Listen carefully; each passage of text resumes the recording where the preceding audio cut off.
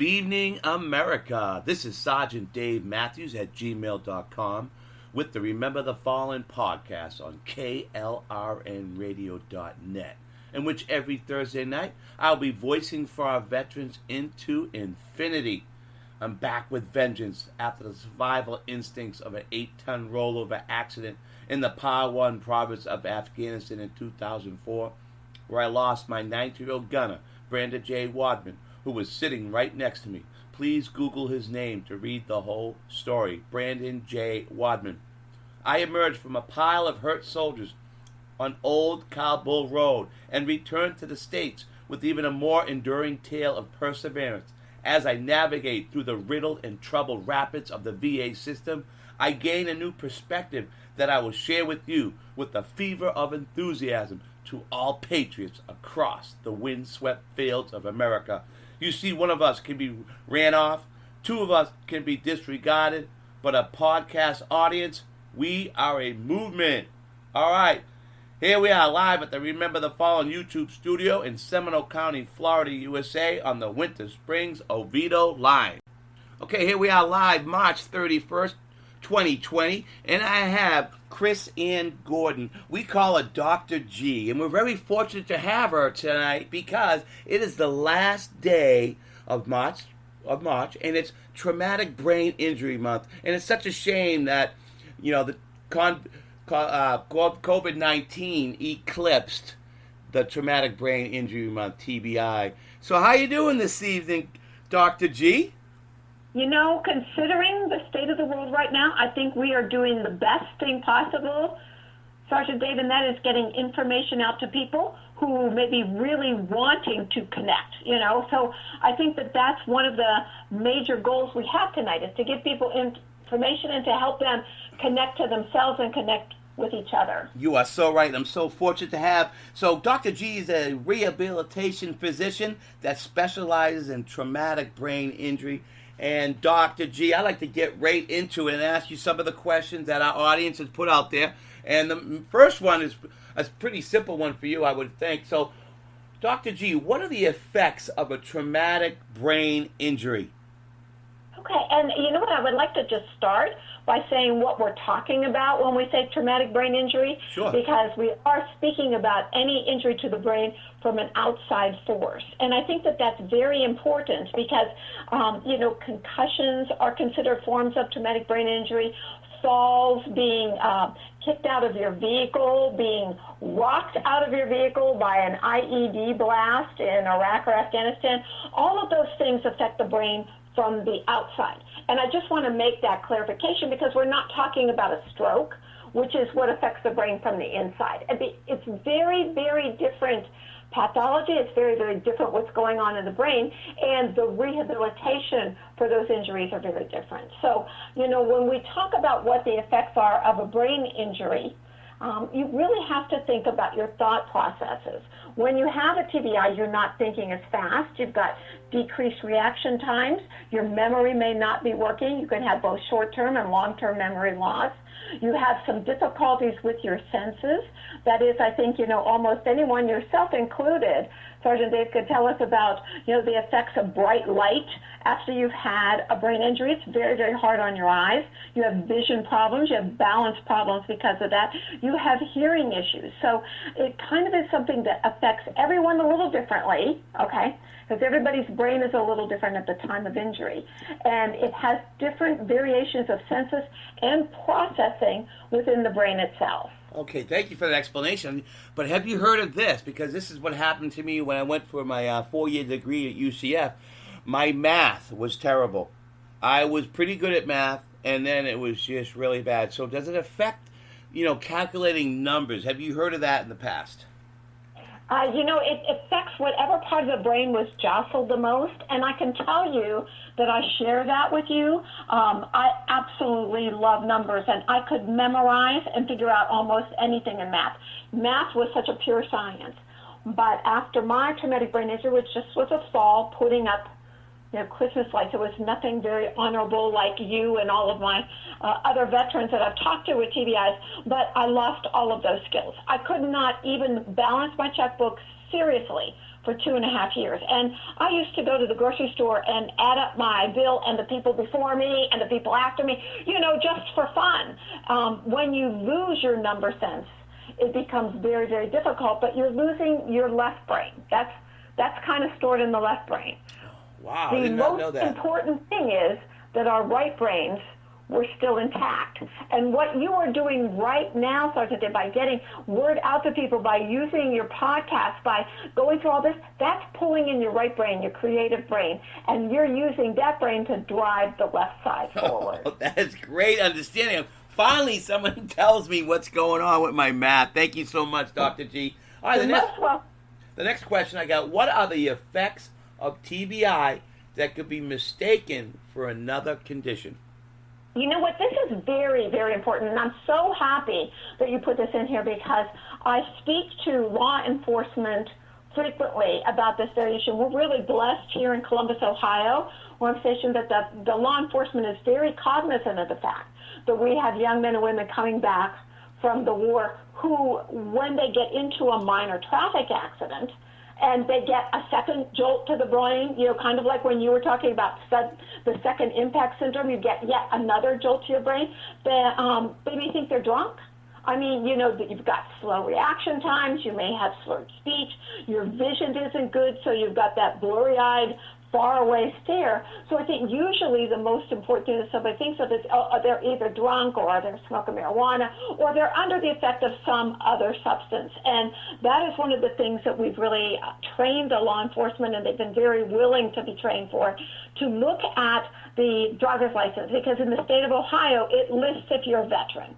And I've actually been called from on the roadside by several law enforcement saying, I've got a young man here, he just got back, he's got this, do you want to talk to him? And you just say to him, how are you feeling? And he doesn't even know where he is. Did you have anything to drink? No, didn't think you did. Get him to the hospital. He's got another brain injury, and we need to get that looked at. So I think that's the most common thing, that it's an outside kind of, you're taking drugs somewhere along the line. Yeah, when I got my first blast from firing the AT-4 because my instructor didn't make sure that my earplug was in my back draft black blast eardrum, and when I hit that trigger, oh my God, it was like I was drunk. I was like tipsy. I was going like this. I was exactly what you're saying there. That's amazing. Yeah, I felt like I was drunk, and my ears were just pounding. For 2 days. It was just ringing like an incredible loud ring, and we were told by our upper command, no one's going to sick call. So I didn't go, Dr. G, right? But thank goodness, when I got back, when they tested my ear, they go, oh my God, you got a ruptured eardrum. Oh, you are telling the truth, Sergeant Matthews. So I had proof after they gave me an ear test that I did have a ruptured eardrum. And Sergeant Dave, if I could bring up something, you brought up a very important point there, okay? The main reason why I established the Resurrecting Life Foundation, my nonprofit for veterans with traumatic brain injury, was this simple fact. When I had my traumatic brain injury, simple injury, putting up Christmas decorations, I couldn't speak for 6 weeks. I couldn't see, I couldn't drive, I couldn't do anything. But what I've got to say is, I had a normal MRI, and yet every single one of my colleagues knew that I wasn't doing that I was not trying to act as if I were disabled. So let's fast forward to the greatest people in our nation, are all voluntary military, who go and serve and either become injured in training or in combat or both. And they come back and they go for a VA appointment, and they're being told that they're making it up. When I read that in the paper, and that was back in 2010, I said, that's it. I've got to jump in here, because there's no way that these fittest people in our nation who are born to serve are making this stuff up. And that was one of the main reasons I did it. See, the same thing happened to you. And then they see a rupture. Oh, you're not lying. You're not fibbing. You actually are injured. Well, what do you think? You weren't fibbing to begin with. Right, exactly. We have integrity. What makes them think that? Maybe there's that. I know. It really got me. And that's one of the reasons why I said, I think that it was, I'm a big believer in divine providence, and I do believe that I lost my voice so that I could get it back and give it for those who have lost theirs. And that's why I did this. That's why I'm seeing you now. What a paradigm shift. Oh, my goodness. That is an amazing story. Okay, one last one about TBI. So yes. What can I do? Because I have a mild TBI. That's what they're telling me, Dr. G. Yes. I have a mild TBI. And so what can I do to manage the effects of TBI? Okay, so first of all, we've got to say this. There is no such thing as a mild TBI. And I know that's what we doctors classify it as. But there is no such thing as a mild injury to your brain, because anything that takes out even a part of your brain takes out that part of your ability to deal with life. Okay, so that's what I want to say.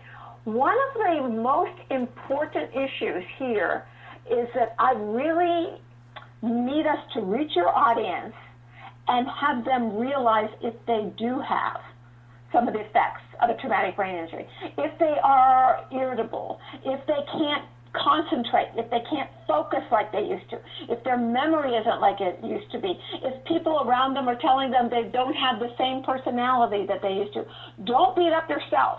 Okay. As I say, our young heroes are out of their brains, not out of their minds. Okay, this is not a mind illness, a mental illness, it's a brain illness.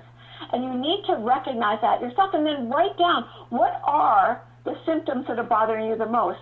I strongly believe that everyone who has some signs and symptoms of traumatic brain injury, headache, difficulties focusing, and that means both with your vision and with on what you're supposed to be concentrating on, your job, driving, hypervigilance, irritability, any of those symptoms, you need to, first of all, identify that to yourself that you may have an issue, and secondly, seek some professional help.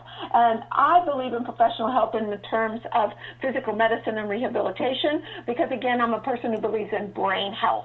You know, we need to get people who are interested in rehabbing the brain. You cannot really bring your brain back yourself. It's very, very difficult. But getting a series, so for instance, if you have balancing, then you work on balance. If you have issues with vision, there are vision exercises that you can do. But I think having somebody to help you down that pathway, then giving you your homework is the best way to go. Oh, outstanding. Great. Now, here's another thing that gets conscrewed a little bit is PTSD and TBI. So if you could just real quickly, just what is post-traumatic stress disorder, which is PTSD? I think they're calling it PTS now. Could you help the audience with that? That's right. Yeah. Well, I really, this is actually one of my favorite things to talk about, okay? Because again, let me go back to the fact, and like I said, I do believe that my brain injury was my being drafted by the universe. I really do. You know, I come out of this concussion, and I have all of the symptoms of PTSD, okay? I avoid crowds for over a year. I didn't even go to the grocery store for a year, you know.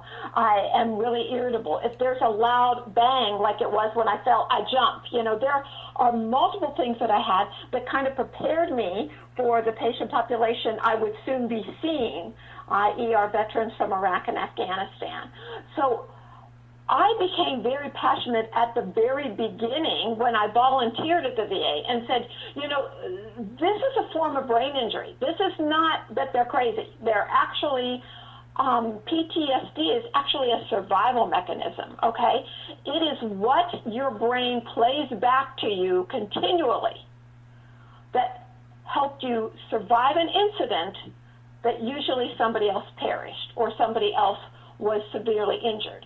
And I thought about this because I'm from Youngstown, Ohio. So this is my third young veteran comes in to see me, and he's got all of these symptoms, and he thinks he's crazy. And, you know, when I hear a loud noise, I get under a table, and I told him, I said, you know, I'm from Youngstown, Ohio.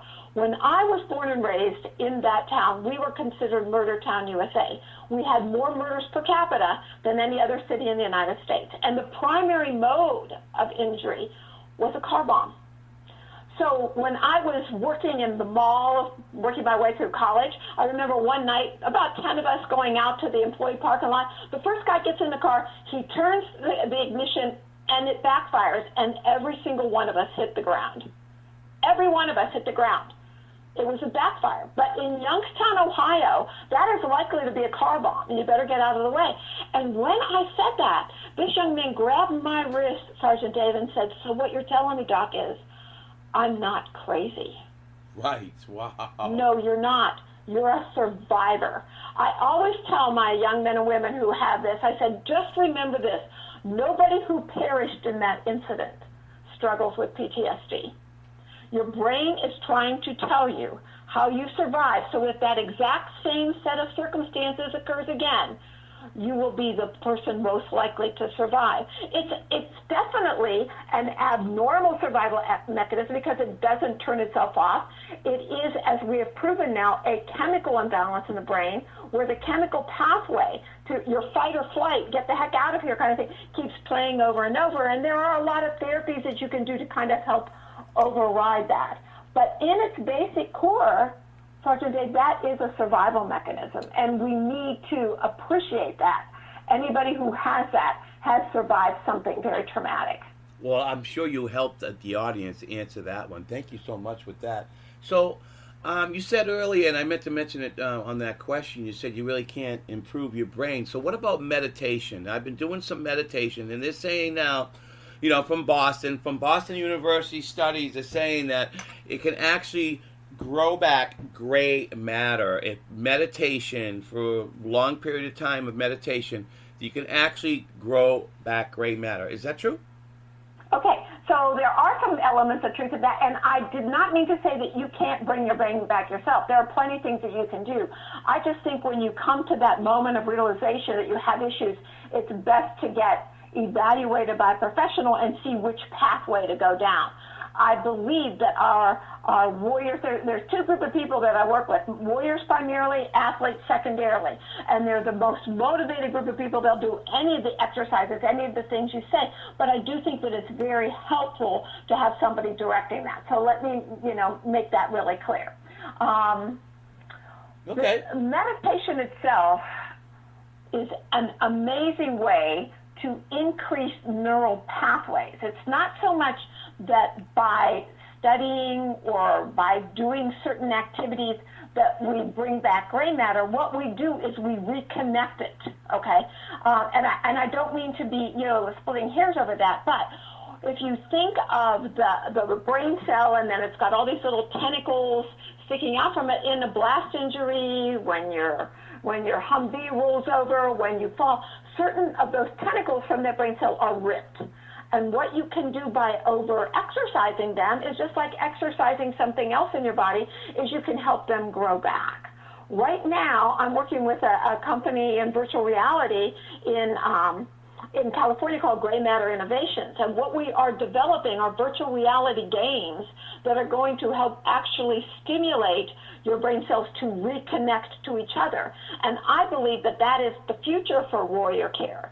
To be able to be at home, do these exercises several times a day, and be able to do them surrounded by your friends and family. They can participate in some of these. Have a goal to set. Play them with other members of your squad so that you stay socially connected, and we can definitely do this. In fact, that is the only way to rehab the brain, is to stimulate it and stimulate those pathways to grow back.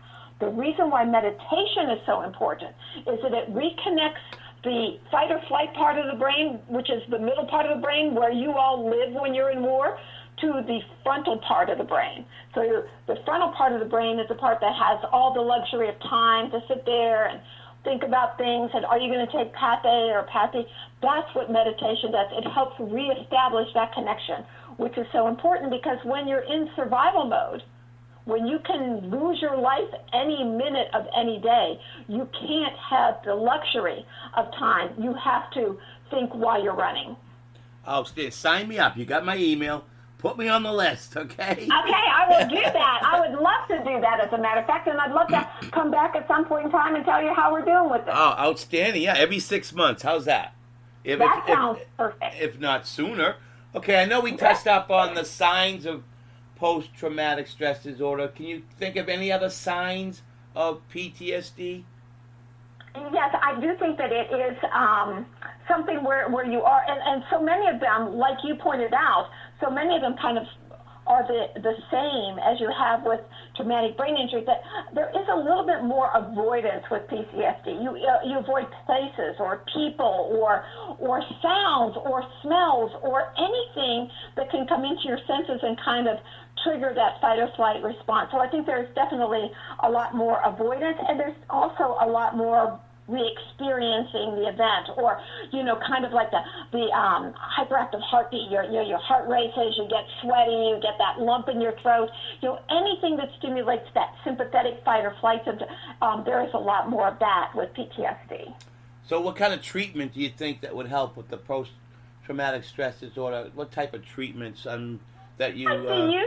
I think that you've been down this pathway, and then I'll talk a little bit. You tell me what helped you, because I looked at your notes and I like what you wrote. So that's what I want. I want to kind of jump on that. Okay. You were talking like exercise, right? Yeah. So what I've done is I totally turned my my activities around. I quit drinking. So instead of always thinking of drinking, now I always think of working out, exercising, and I took a lot of advice of the VA. So that's why I do my meditation every day as well.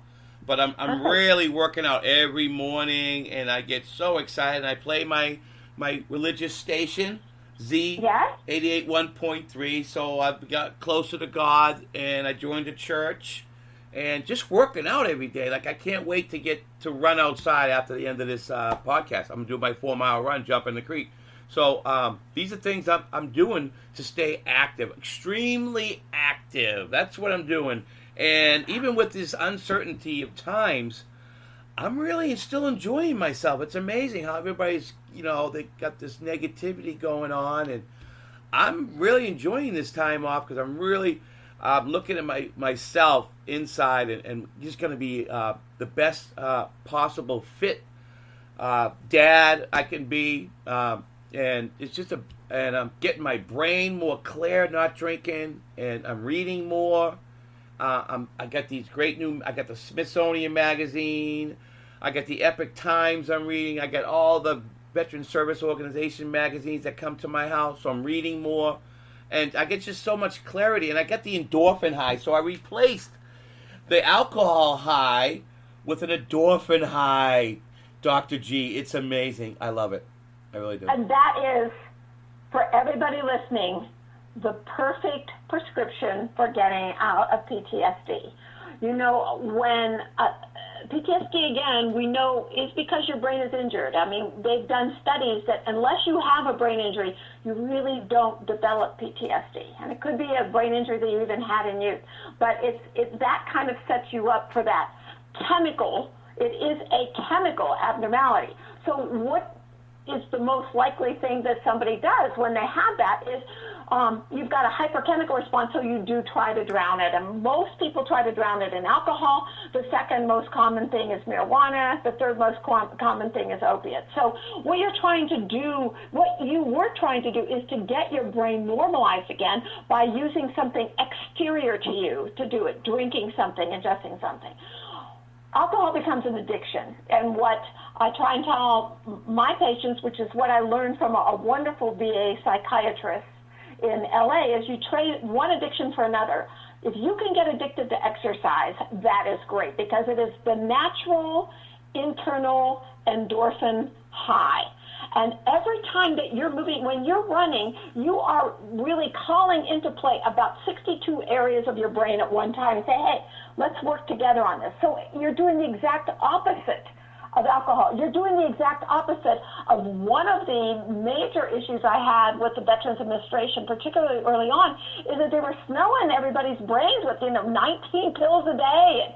And, if this pill doesn't work, we'll add this one or we'll add that one. No, you do not want to do that. You do not want to bring something from the exterior in. If you do it for a very short period of time. And don't keep adding medication to a young brain that's 20, 22, 24, 34 years old, because what you're going to do is you're going to impede any progress of that brain kind of regenerating itself and moving those little tentacles out there and reconnecting with other cells. So what you just told everybody is far greater than I could. I think all of that, you engaged your right brain, your spiritual brain. That is so important for good feeling, for balance. You're doing exercise, you're doing meditation. I mean, it's a perfect prescription for getting healthy. Oh, thank you so much. I didn't realize I was on point there, you know? You are on point. Great. So, think about the people in the audience. If they think they have PTSD, what can they do if they think they have it? They don't know, not for sure, but you said it has to be a brain injury, so they know they have some type of external brain injury. They know. You know, not always do they know this, because what we're finding out is a lot of the brain injuries that set you up for this are things that could have happened in your childhood. You know, it could have been a certain fall in your childhood.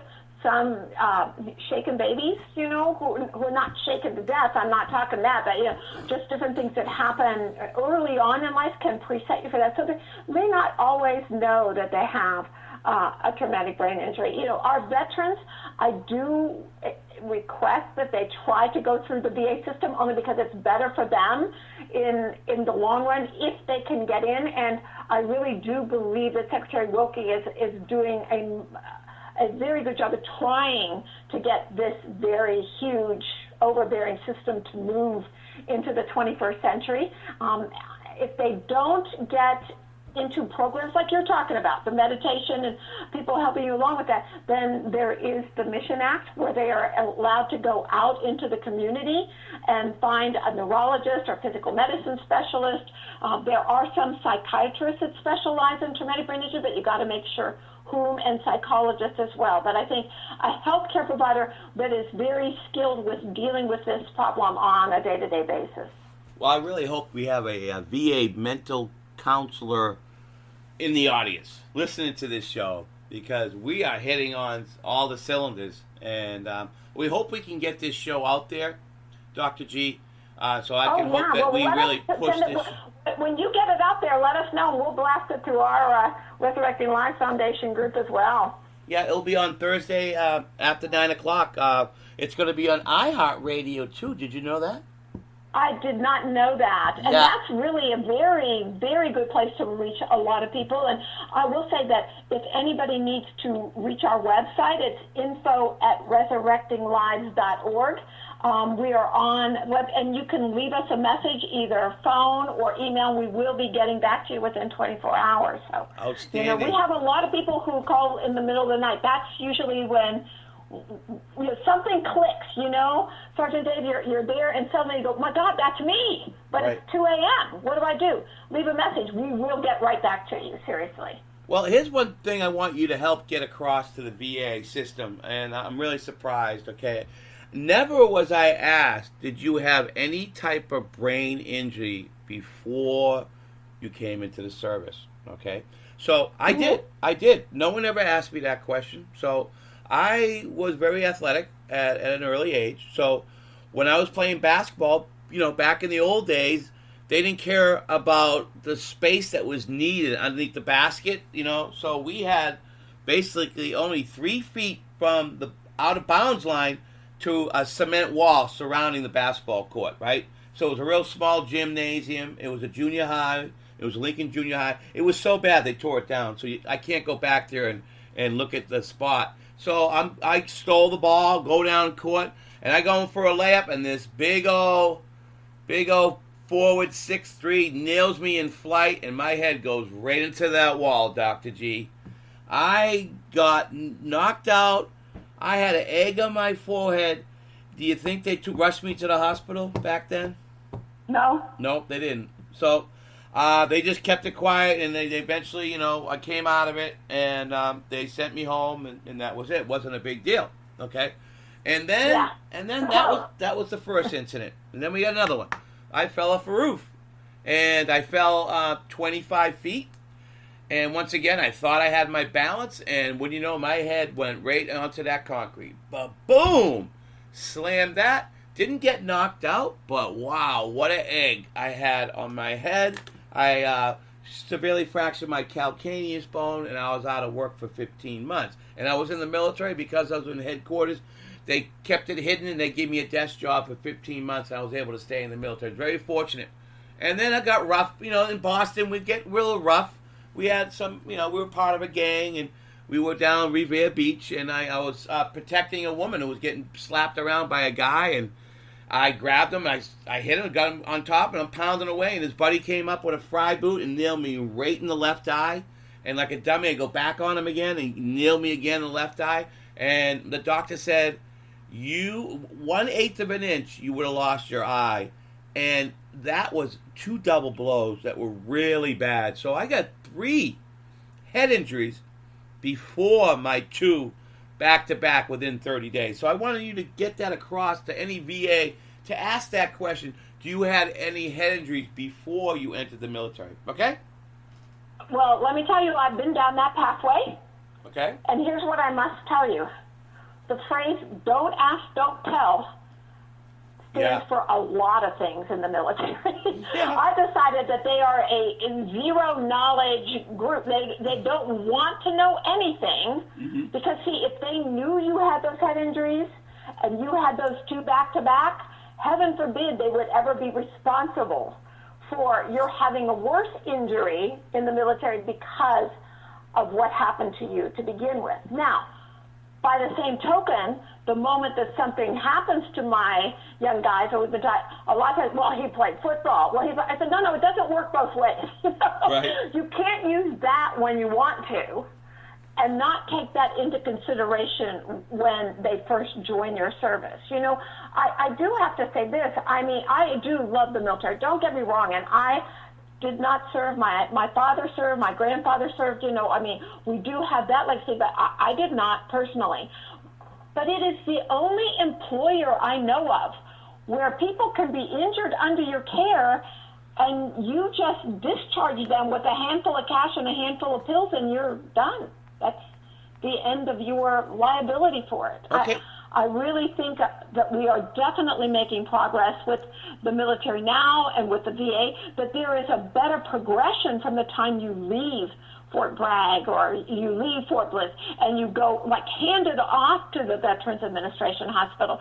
But it is an injury that occurs under service to our nation, which makes it even more important, and it is service to an employer. So I do believe that we, the United States people, are responsible for rehabbing these brains and giving y'all a little bit better shot of things than just over-drugging you when you come back. And that was one of my main mantras back in 2010. A mantra that got me in a fair amount of trouble, I must add.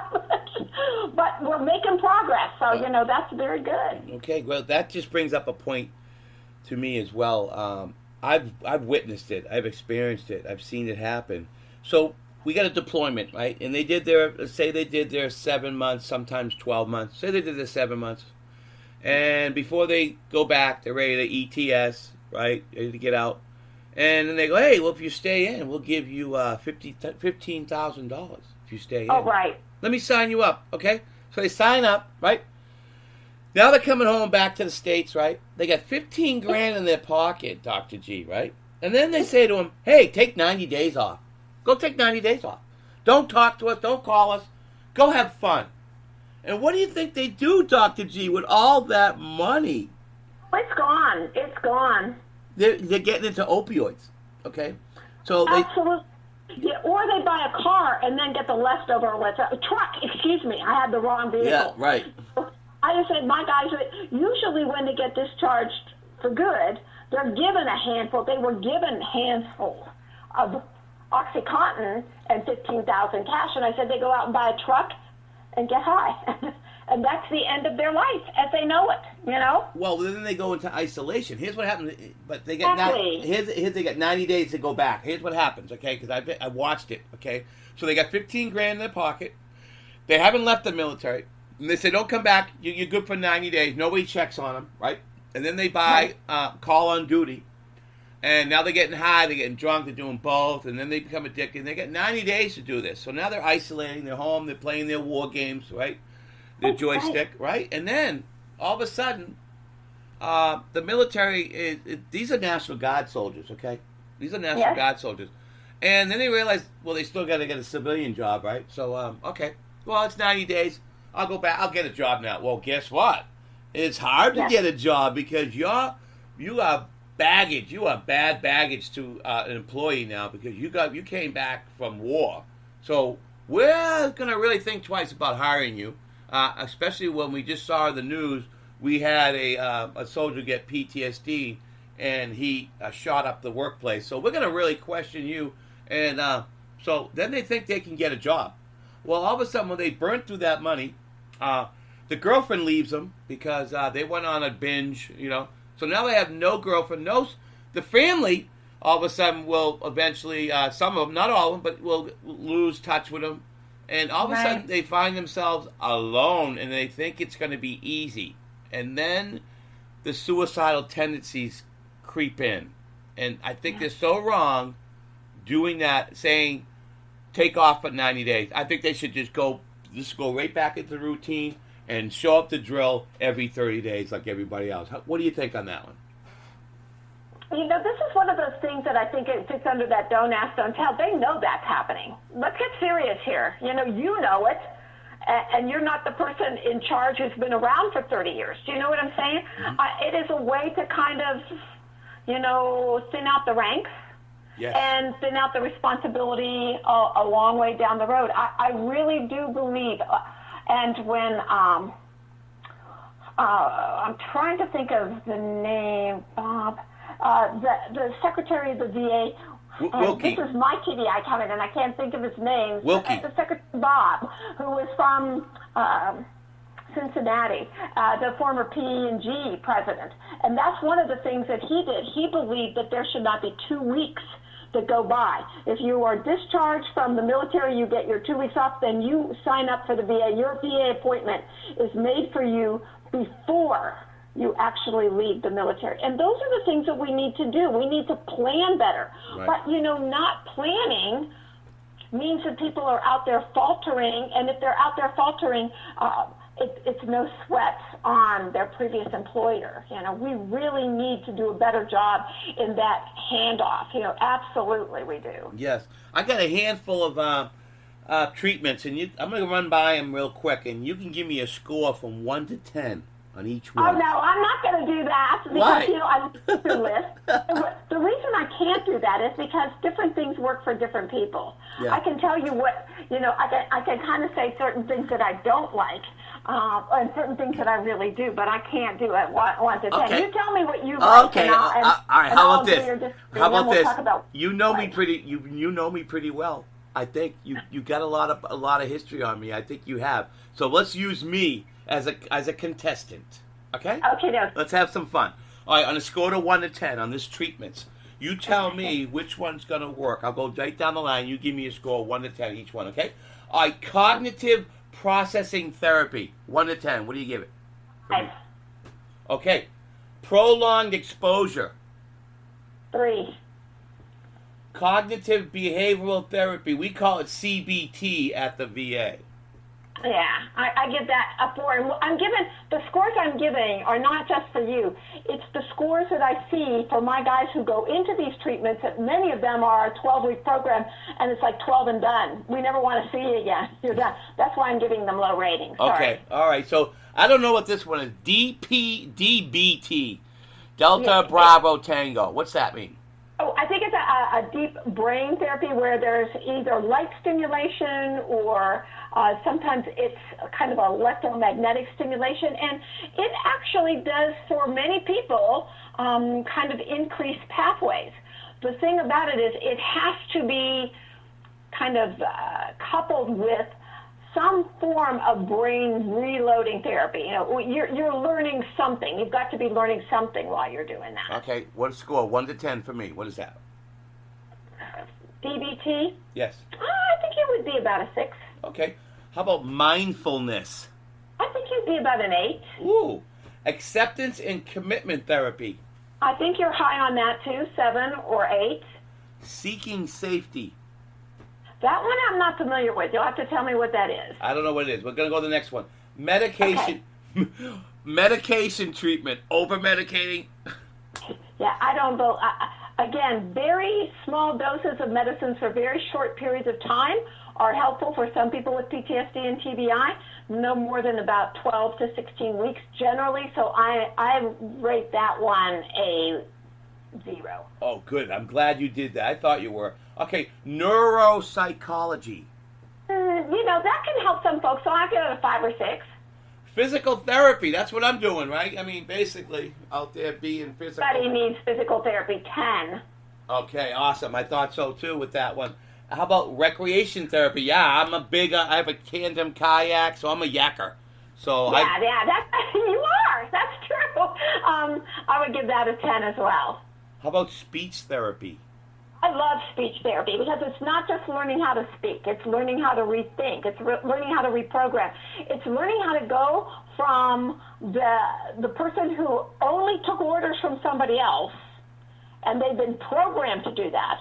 It reprograms them to think on their own. So I give that a 10. I think everybody deserves to have speech therapy. Okay, that's the PFC, right? So perfect. The speech is giving memory, thought processing, focusing, reaction times. That's all under speech therapy. Okay, great. Okay, sleep hygiene education. Now, you know what? I don't think that helps any of us who have sleep problems secondary to a traumatic brain injury. Because you know what? Our sleep pattern is just really messed up. And learning about how to sleep better, two. Okay. How about fatigue management? That's a good one, particularly if you kind of program yourself when you get fatigued. So I would give that one, 5. Here it is. Exercise. Yes, do it every day. That's a 10. 10. Pain management. Maybe still over-medicating, that's what they do. Definitely over-medicating. Yeah. Definitely. Find out the cause of the pain and take care of it. Don't keep masking the pain with drugs and injections and blah, blah, blah. No, I don't like pain management. I give that a 2. Yeah, I thought so too as well. Well, we're at the tail end here. Is there anything you want to share with our audience? Other than I do want you to repeat your website and your phone number if you want, anything like that. But what last suggestions? Since we've been talking about the COVID-19 crisis, the fact that now we've got social distancing and people need to stay away, I have to tell you that we've had kind of an increase, kind of uptick on our website and on our voicemail. And here's why. Because our vets who are already isolated are feeling guilty now because they want to do something about this issue. Isn't that a true veteran's way of responding? All the rest of us are saying, oh, yeah, we'll stay in. We don't want to get out there. But no, what can we do? And I think the most important thing, and we talked about it right before we started this, is taking care of each other. So what I'm trying to do is to put our young vets in touch with some of our older vets, because definitely, at least at the beginning of this pandemic, it seemed like COVID-19 was targeting people over the age of 65. That's not kind of trending right now, but we definitely need to keep older veterans put where they are, keep them kind of in a safe place, not out in the community, so that anybody who gets this particular disease, 90% of the people won't have a problem. We don't even know how many people have it. But for that 10 or 15% that do, it is such a mega problem for them that it actually has a problem of infecting the healthcare workers who are trying to take care of you. We're just trying to learn about this particular disease right now. So I think the best thing is stay where you are, but check on each other. Some of my really isolated young guys, like I said, I put them on some of these video games with each other. Not Sniper, not Call of Duty, okay? Right. I don't want anything that's going to bring back the war experience, but, brain games and things to kind of learn. Bring back some of those math skills, some of the escape room type things, figuring things out. I think that is really, really important. Veterans are service-oriented people. So do a service to your fellow veteran by checking in with them, kind of socializing with them on the internet or on texting or on FaceTime. And I think that everybody will be safe, and tell members of your community to do the same. Stay in. The medical personnel is begging you to do that until they get a handle on this particular disease process, and I think we all ought to be heeding that. Yeah, that's great advice, Dr. G. Do you have a Twitter handle, Dr. G? We do. @ResLives is our Twitter handle, and our website is theresurrectinglives.org. It's really long, I know that, but we started by doing a documentary about coming back with a traumatic brain injury called Operation Resurrection, bringing yourself back to life, So that's why we're the resurrectinglives.org.